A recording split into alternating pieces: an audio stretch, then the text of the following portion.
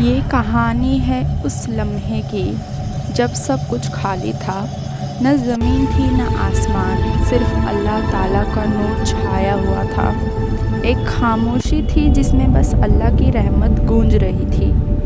پھر اللہ تعالیٰ نے ارشاد فرمایا، میں زمین پر اپنا خلیفہ بنانے والا ہوں۔ فرشتے حیران ہوئے، پوچھنے لگے، یا اللہ، کیا آپ ایسے مخلوق بنائیں گے جو خون بہائے گی، فساد کرے گی؟ لیکن اللہ تعالیٰ نے فرمایا، میں وہ جانتا ہوں جو تم نہیں جانتے۔ اس وقت آسمان میں ایک روشن نور چھایا اور فرشتے سب باندھ پر کھڑے ہو گئے۔ ان کے پر چمک رہے تھے، ان کی زبان سے تسبیح کا صدا اٹھ رہی تھی۔ اللہ تعالیٰ نے فرشتوں کو حکم دیا کہ زمین سے مٹی جمع کرو۔ سفید، لال، کالی اور بھوری ہر رنگ کی مٹی لی گئی تاکہ انسان کا رنگ ہر مزاج اور ہر فطرت کا ہو۔ پھر اس مٹی سے اللہ تعالیٰ نے ایک شکل بنائی، آدم علیہ السلام کی صورت، ایک خاموش جسم، لیکن ابھی روح داخل نہیں ہوئی تھی۔ جب روح پھونکی گئی، سب کچھ بدل گیا۔ آدم علیہ السلام نے پہلی دفعہ آنکھیں کھولیں۔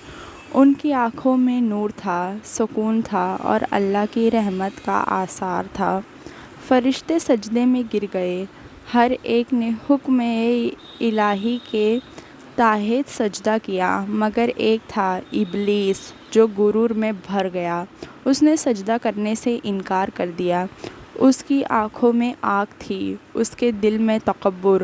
اللہ تعالیٰ نے فرمایا، اتر جا میرے حضور سے، تو لعنت والا ہے۔ ابلیس آگ میں جلتا ہوا نیچے گرا، اس کے پر جلتے ہوئے راکھ بن گئے۔ اس دن سے اس نے انسان سے دشمنی کا ارادہ کر لیا۔ پھر اللہ تعالیٰ نے آدم علیہ السلام کو جنت میں بسایا۔ وہاں سب کچھ تھا، دریا، باغ، روشنی، سکون۔ اور ایک دن حوا علیہ السلام نور سے پیدا ہوئی، دونوں ساتھ چلنے لگے جنت کی حسین راہوں میں، سکون اور شکر کرتے ہوئے۔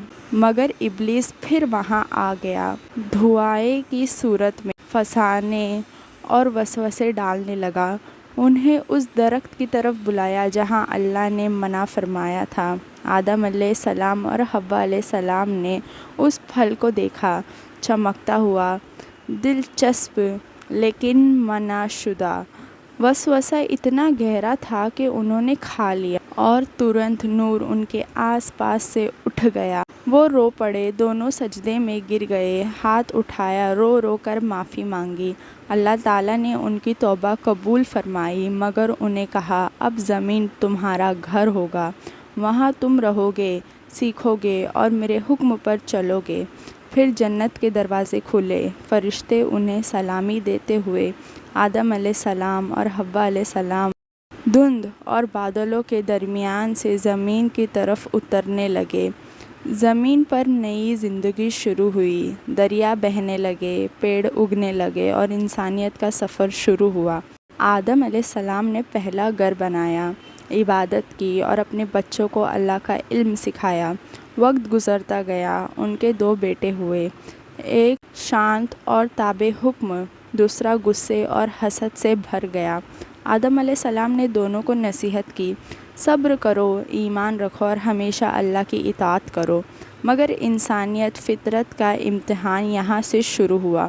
جب آدم علیہ السلام نے سب کچھ دیکھا، خوشی، غم، صبر اور توبہ، تو ان کے دل میں سکون تھا۔ وہ اکثر صبح کے وقت ایک پرانے درخت کے نیچے بیٹھ کر دعا کرتے۔ ان کا چہرہ روشن ہوتا تھا، جیسے نور ان کے اندر سے چمک رہا ہو۔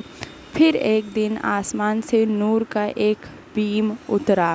فرشتے نرم پروں کے ساتھ اترنے لگے، ان کے چہرے پہ عزت اور شفقت تھی۔ آدم علیہ السلام کا روح ان کے رب کی طرف اٹھ گیا، ایک نور کے دائرے میں، سکون اور رحمت کے ساتھ۔ آسمان میں فرشتے ان کے لیے دعا کرتے ہوئے کھڑے رہے۔ زمین پر ایک ہلکی روشنی پھیل گئی، وہ روشنی جو آدم علیہ السلام کا نور تھی۔ وہ روشنی آج بھی انسانیت کے دل میں زندہ ہے، صبر، ایمان اور اطاعت کے روپ میں۔ کیونکہ یہ کہانی صرف ایک پیغمبر کی نہیں، یہ ہر انسان کی کہانی ہے جو اندھیرے میں روشنی تلاش کرتا ہے اور